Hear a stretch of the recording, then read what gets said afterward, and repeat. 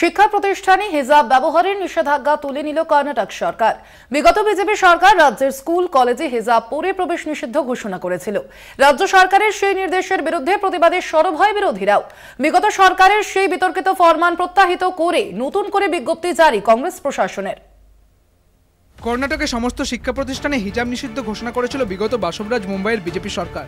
তাঁর সেই সিদ্ধান্তের বিরুদ্ধে রাজ্য জুড়ে আন্দোলন শুরু হয়। ছাত্র সমাজেও এই প্রশ্নে বিরোধ তৈরি হয়। বিরোধীদের অভিযোগ ছিল, হিন্দুত্ববাদী এজেন্ডা মেনেই সামাজিক বিভাজন উস্কে দিতেই বিজেপি সরকার হিজাব নিষিদ্ধ করেছে।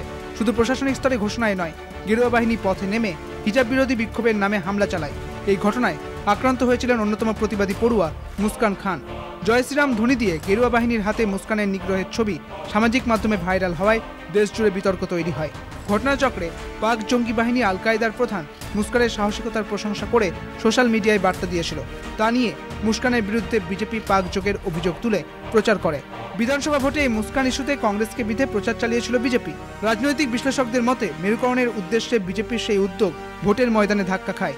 ফলে গত বিধানসভা ভোটে বিজেপি নেতৃত্বাধীন মুম্বাই সরকারকে অপসারিত করে রাজ্যের মসনদে বসে সিদ্দারামাইয়ার কংগ্রেস সরকার। হিজাব নিয়ে নিষেধাজ্ঞা তুলে নেওয়ার পক্ষে নির্বাচনী প্রচারে প্রতিশ্রুতি দিয়েছিল কংগ্রেস।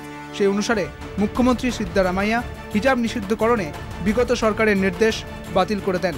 কংগ্রেস সরকারের এই সিদ্ধান্তকে স্বাগত জানিয়েছেন হিজাব আন্দোলনের প্রতিবাদী মুখ মুস্কান।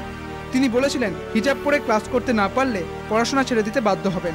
অবশেষে সরকার পুরনো বিজ্ঞপ্তি খারিজের সিদ্ধান্ত নেওয়ার পরে ক্লাসে ফিরতে চলেছেন মুস্কান।